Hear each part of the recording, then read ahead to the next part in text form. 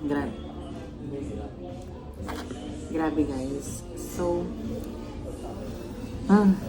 as you can see, I'm enjoying a melon drink that we just bought outside.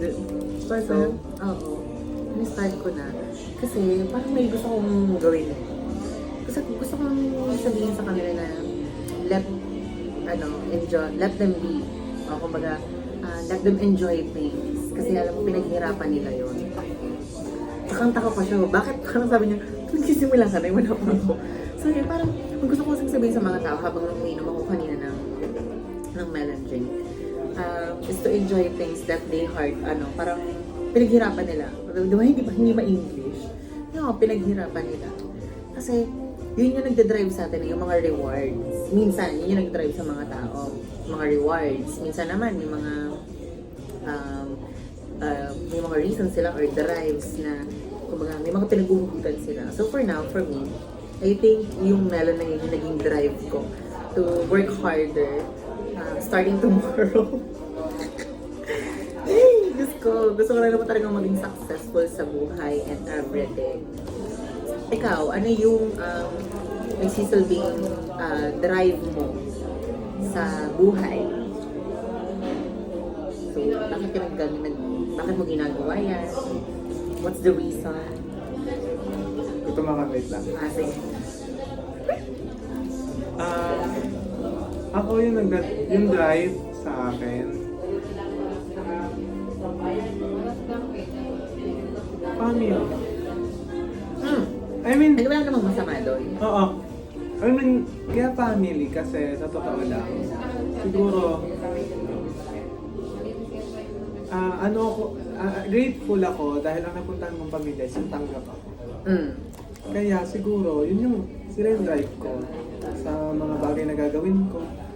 Success ng isa, parang sa akin, success na rin.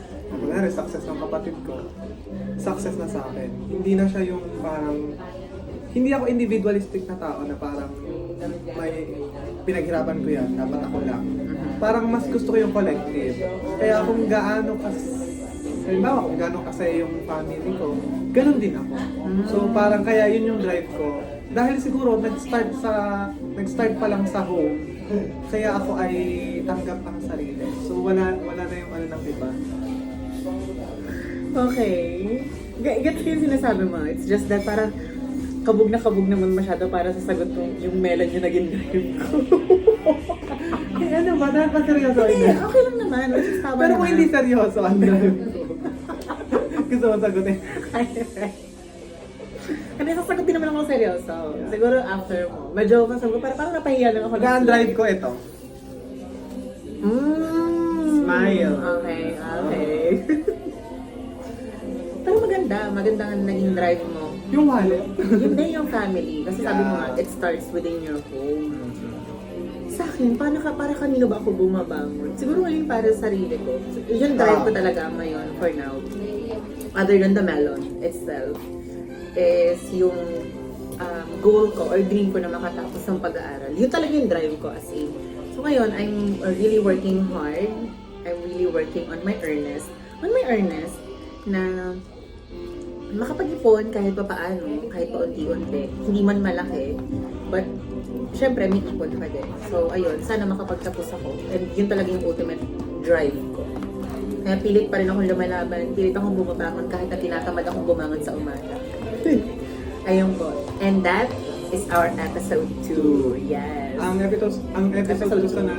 So parang ang pinaka natin dito is yung ground zero mo. Yes, diba? yung ground zero. Kumbaga, ano yung reason mo To behind all of start this? Yeah. something, diba? Ano yung bakit mo ginagawa yung mga bagay na to? Ganyan. So kumbaga pwede mo ring sabihin, everything starts here. Here, oo. Ground zero, doon ka magsisimula. So, Yes. So kanina pa ako hawak sa hair ko. Pagpasensyahan nyo na. So yun. So kung siguro nagtataka din yung iba sa kanila, bakit nga ba natin ito ginagawa? Actually, ito talaga, like, siguro na natandaan niyo ng episode 1, matagal na talaga itong plano. And yung reason kung bakit din namin ginawa ito is, nga, for us to share our voices dun sa mga relevant topics. Ngayon,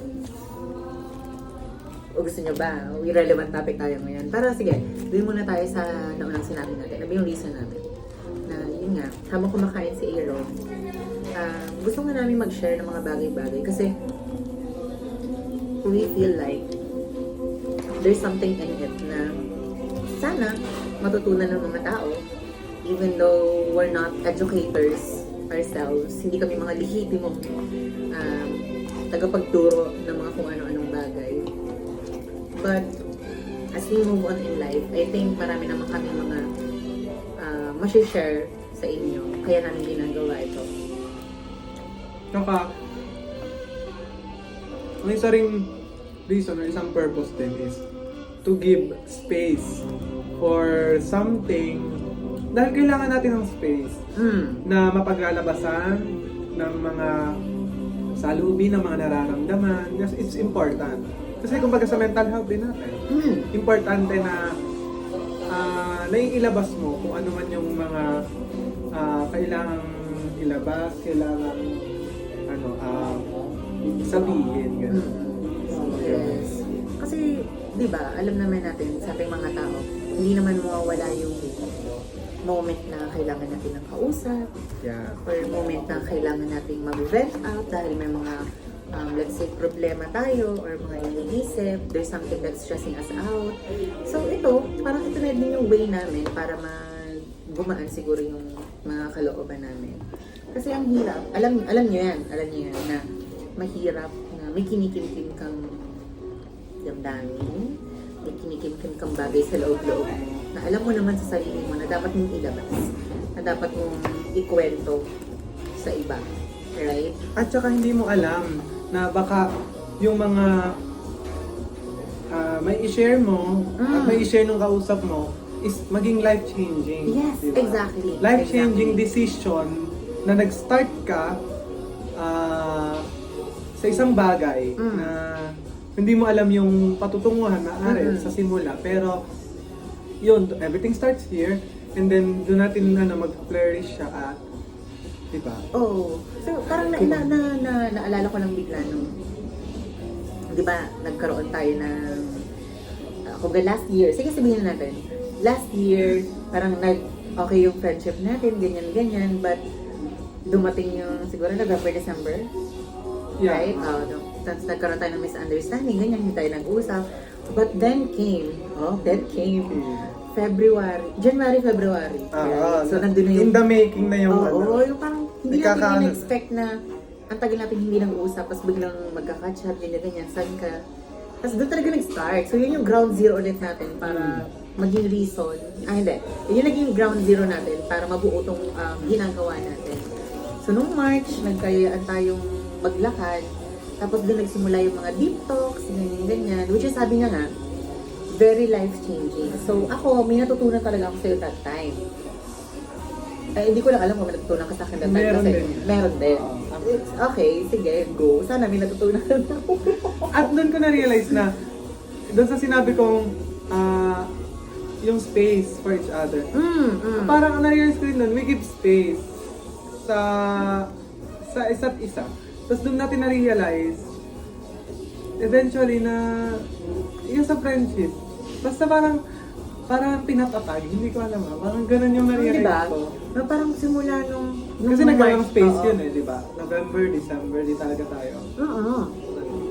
Ang simula nga ng March, parang nung nagsimula tayo maglakad-lakad, mag-usap ng malalim, about sa buhay, about sa ganito sa ganyan. Parang we came to a point na we understood each other from parang step by step. Diba? Parang unti-unti, nagkakaroon tayo ng understanding, okay, ganito pala siya, ganito pala yung point of view, perspective niya sa ganitong bagay. Okay. Grabe, sobrang, up until now, I'm still amazed. Oo, nung March talaga. But tapos, ang dami na natin naging deep talks, late night walks na may deep talks na, yun lang na din sinasabi na parang may divine intervention. Na, basta, it's... Parang guided tayo kasi.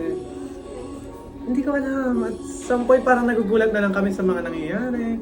Sa mga napapag-usapan na hindi naman, mga biglaan kasi siya. Tapos biglang, merong situation na, Kapag gano'n, mabibigla ka na lang talaga ng, oo, na, parang, miracle. oo, kaya nga di ba hindi natin ma-explain. Parang nasasabi namin na miracle, divine intervention. Kasi parang, Enlightenment. Ay, oo, sorry, may hiwaga talaga siya. As in, hindi mo ma-explain na hindi naman namin pinlano. Ganun yung nagiging Kinalabasan. Oo, Oo. kinakainat na. Kaya parang, kaya na-amaze. Yes, Na-amaze ka. Kaya nga, ewan ko ba, tapos, from that moment, hindi naman sa inseparable, parang, what do you call this? We became indestructible. Diba? Ay, feeling ko, yun yung nangyari sa atin. We became indestructible na kung ano man ang iba to sa atin ng buhay, ng ibang tao, we don't care about them. Parang, eto na kami, eto yung mga ginagawa namin, and we do not care kung ano man yung isipin nyo, or yung perspective nyo sa amin. Basta kami, ito yung ginagawa namin. And, we are parang, tawag nito, pininindigan natin na ito yung ginagawa natin.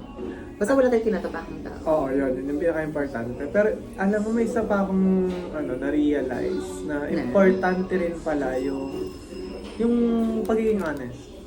Kasi nung tinanong mo ako, hindi kasi, tinanong niya ako about forgiveness. Ito, about forgiveness. Uy, grabe, ang tagal na nun. It's like on March pa ata. Oo, March 20 pero pa yun. parang ang na-realize ko noon na pinarealize mo sa akin na hindi talaga, parang sinasabi ko lang Oo, na kasi- nagpatawad ako. Pero totoo, parang actually, doon sa kanya ko na-realize na, oo nga, no, sinasabi ko lang na napatawad ko na siya noon. Pero dahil, kinento ko naman, yung naramdaman ko naging honest. And eventually, parang nakahinga ako, nabunutan ako ng tinik na sinabi ko talaga sa loobin ko, nararamdaman ko. And then yung March, yung month ng March talaga, yung ganun pala talaga yung healing, yung process na. Grabe talaga yung March for us. Mm-mm. Na natatandaan ko pa rin ang sinabi ko sa kanya. Baka naman sinasabi mo lang yan na you are a forgiving person. To satisfy yourself na At saka yung ibang tao. kasi sinasabi ng tao na, nagsasabi. forgiving person ka kasi, ganyan. Pero deep inside, hindi mo naman talaga napatawad yung tao. Right? Yeah. So, kaya, Yes. yan. Kita ko sumubuhay ka. Pero grabe. So, yun to, di ba? So, nakakatagal-tagal na tayo. Yun yung mga naging reason namin bakit namin ginagawa ito. And, with the current topic, current trending topic right now is yung sa mga yung sa kickback na Lalamig. Sa mga kontra. yes, sa mga contractors sa basta mamaya. Ano na yung tawag dyan? Sabi ko pasaya na Oo, pwede na tayo. Sinabi ni... Diba? Diba? There's no consideration in the room.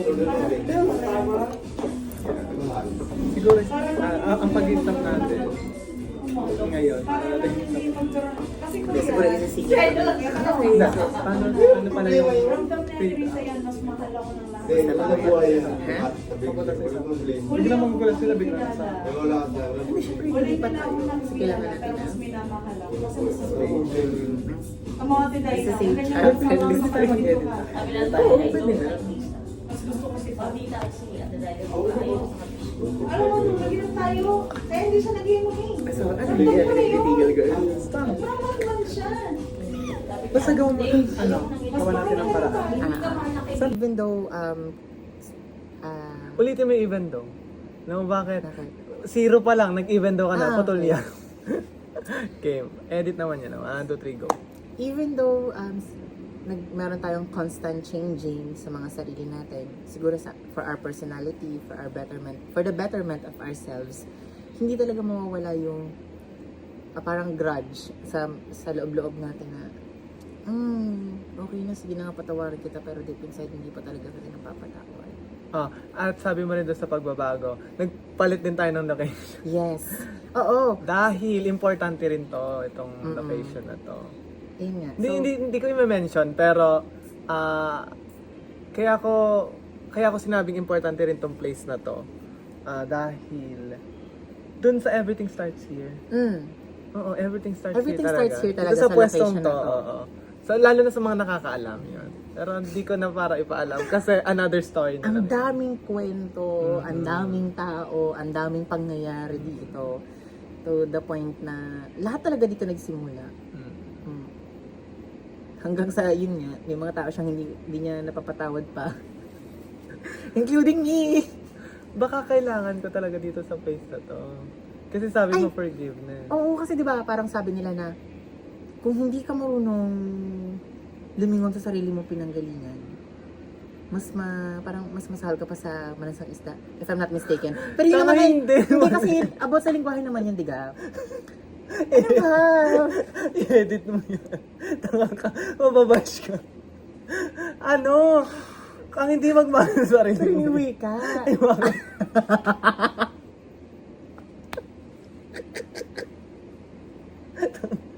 Hindi mo nang i-edit to.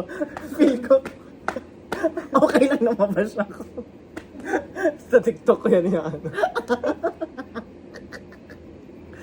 Ayun. Anyway. Hindi, parang ang point ko kasi doon, yung kung hindi ka marunong mag-look back doon sa pinanggalingan mong lugar. Kahit nakasakit yung lugar na Oo, yun, parang- nasaktan ka, or kung hindi mo nasaktan, hindi naging maganda yung memory mo doon sa lugar na yun. In order for you to heal, kailangan mong i-face din Yes! yung... Kailangan talaga yon. So, nagkamali lang ako kanina. Pero yun yung point ko. Kailangan mo pa rin mag-look back or kailangan mo pa rin bumalik doon sa kung saan ka nanggaling para mag-gauge mo sa sarili mo na you're really healed.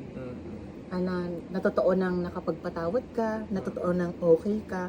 Kasi kung hindi mo siya mabalikan, well, depende rin naman sa tao. Oo. Kung hindi mo, sa iba kasing tao, kung hindi mo siya mabalikan, ibig sabihin, hindi ka pa talaga tunay na magaling. Oo. Or hindi ka pa tunay na nakapagpatawad. Pero may ibang tao na, Hindi ka pa naka-move forward kasi Oo. nandun pa rin yung grudge.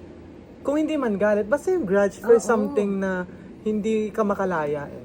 Diba? yes, Hindi ka tapos makalaya doon. may iba din naman kasing tao na hindi na sila naglo-look back kasi ang gusto nila, Sa puso nila, oo. ano na yun eh. parang okay na ako. Oo, Parang let's forget about the past, let's forget about this place.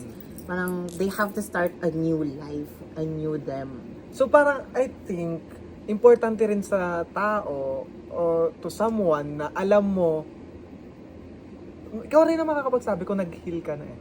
At naka-move forward ka na. Oh, at never mo siyang pwedeng itanong sa tao na, Naka-ano na ba ako? nakamove on na kaya ako? Oo, Or oo. okay na ba ako? Ikaw lang makakasagot. Ikaw lang sa sarili mo makakasagot Very niyan. important. Yes. Kaya, maganda rin na balik-balikan yung mga lugar, mga bagay na dati niyo nang napuntahan, or mga Yeah. nag-hold ng mga memories sa inyo. Ayun. Yeah, nawala ka ng nararamdaman ano man. Wala kang nararamdamang parang negative. Kung galit ka, Wala wala na nang 'yon. galit, oo. Kung naiiyak ka, malungkot ka, wala na 'yon. Mm-mm. Basta parang pagpunta mo sa place na 'yon, Wala Kalmado. na, kalmado lang. Oo, Okay na, kalmado. na parang, okay, ito na yun. Parang, ganon. pero doon mo rin masasabi na kung, 'di ba sabi ko nga sa una natin, the beginning, yung sa pagsisimula.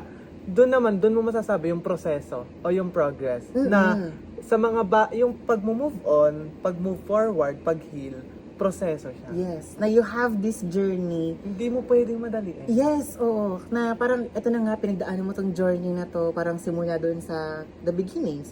Let's say, so from that beginning, nagkaroon ka ng journey, ng process, to move on, or to move forward, kung hindi ka man mag-move on.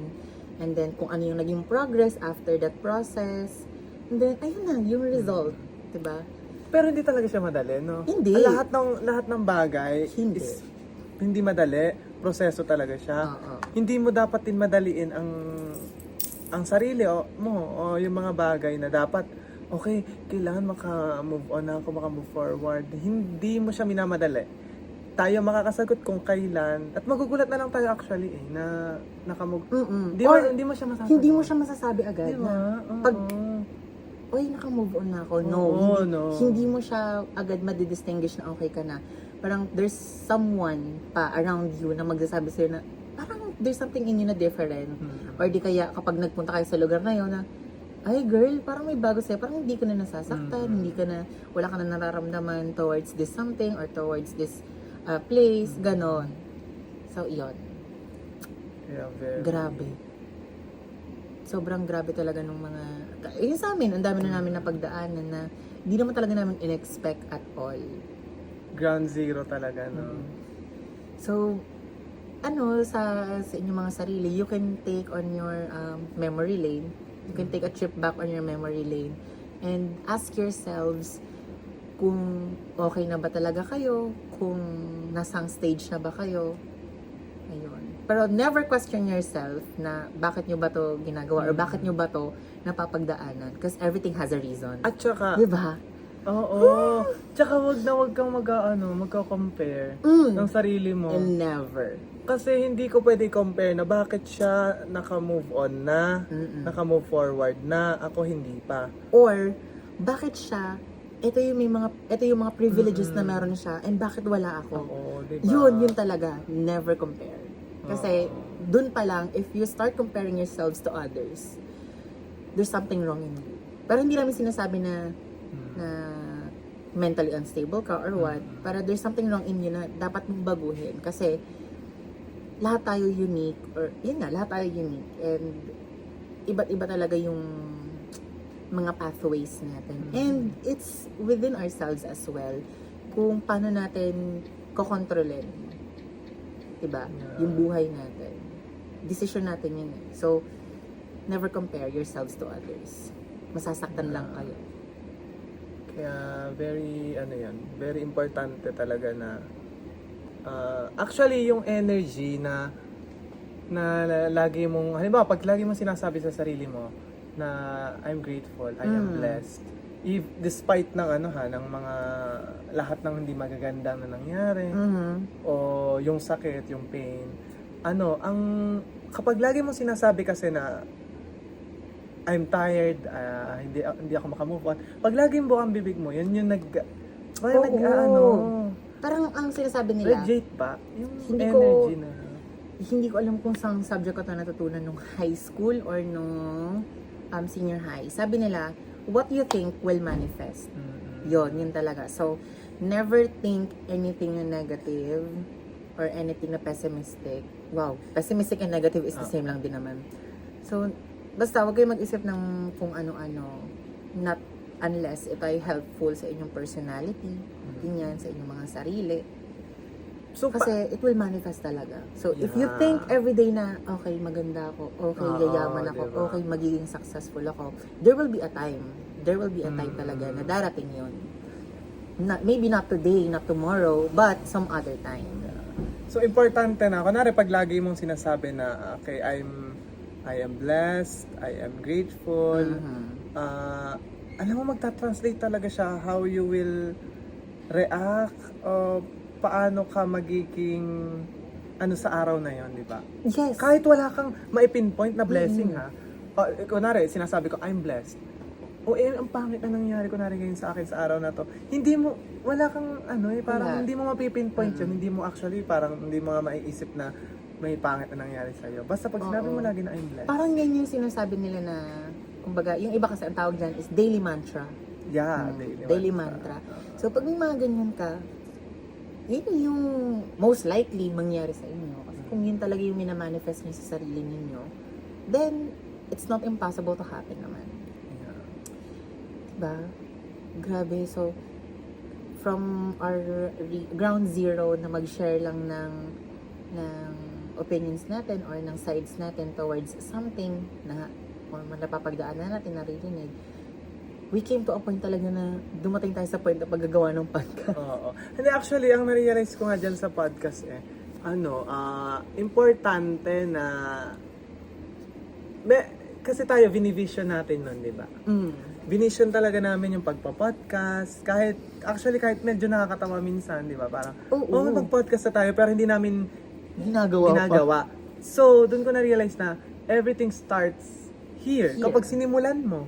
ang isang bagay, di ba? So parang magsisimula ka sa ground zero, then eventually, life-changing yung mangyayari, Tsaka di ba? hindi, tsaka ano siya eh. Yung pag nasimulan mo na kasi siya, hindi mo na siya kontrolado kung anong mangyayari sa susunod. I mean, hindi pala sa hindi kontrolado, hindi mo alam kung ano yung mga mangyayari sa susunod. Pero, Isa-surprise ka na lang na. oo, kaya mo kontrolin as well. Yeah. Diba? Nasa sayo na kung gagawin, kung ang mangyayari sa'yo sa susunod ay masama. So, depende na yun sa'yo. Grabe. Life-changing decision. Life-changing decision talaga. Oo. So kayo, wag kayong matakot sa changes. Yes. Pero alam mo, maging honest ka. Ako Oo. maging honest din. Takot ka sa changes. Takot, syempre. Oh, Kasi, diba? diba, Oo. parang nakwento ko sa'yo dati na takot nga akong magbago yung relationship namin ng isa kong friend. Oo. Pero at the same time, ayoko din namang dumating sa point na mag-cut ties kami dahil lang sa pansarili kong interest. Diba? So, I had to choose a very sacrificial, parang I had to choose talaga na somehow, nag-cut ties ba ako noon? Di eh. Parang, sige, parang end na muna. Mag-put na lang ng barrier between us. Kasi, boundaries. oo, kasi if pinili kong ipagpatuloy pa yon, may iba at may ibang mangyayari talaga. So, I had to end it as soon as possible and as soon as I can. So, alam mo kasi, feeling ko kaya takot tayo sa changes because uncertain tayo sa maaaring mangyari. At saka, hindi yun yung comfort zone natin. Kasi lumalabas tayo sa comfort zone pag nag-change, pag nagbabago. So, at sabi nga nila, change is constant. Yun lang yung isang bagay sa mundo na hindi nagbabago, ang pagbabago. So, pero again, proseso din, ang pagtanggap ng pagbabago ay normal. And, Ang hirap. to simply put it, change is the most normal process. Diba? Normal naman tayo mag-respond na masakit. Kasi hindi, I mean, sino ba naman ang mag-expect na magbabago ang lahat? Ng mga bagay na gusto mo, ng mga bagay na komportable ka. Kasi sino ba naman sa ating lahat ang gugustuhin pang umalis doon sa kinalalagyan niya na komportable na nga and masaya siya. Pero hindi ba nila naisip na baka may mas maganda pa at may mas komportable pa doon sa current situation na yun kung pinili nilang mag-step outside the box. Right? Yun.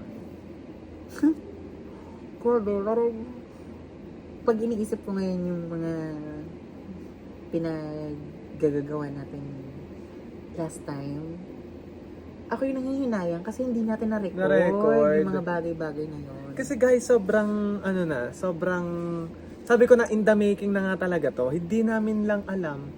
Paano magsimula? Oo. How to start, when to start. Oo. And how to start. Ano sabi ba? How to start, when to start. And paano? Bakit? When? ano yung start? Diba? Parang gano'n. Basta yung mga 5 W's and 1 H na. Yun. Para wala na lang kami nakakatawa, makaligtaan. guys. Pero alam mo, ang isang importante rin na i-let go mo sa buhay, yung fear of changes. Oo. Dito ko na lang na-realize yun. Kasi ganito, ang pag-let go pala hindi lang sa tao, hindi lang sa relationship. Marami tayong kailangan i-let go. Ang isa sa kailangan natin i-let go, yung mga fears, mga takot natin. Kasi the more na nag-hold tayo doon, the more na, di ba nasasaktan tayo pag nag-hold na isang bagay, nasusugatan. So the more na hino-hold natin yon. So let go ang mga bagay na kinatatakutan natin. At kayo lang din makakasagot nun, guys, kung ano yung mga kinatatakutan ninyo.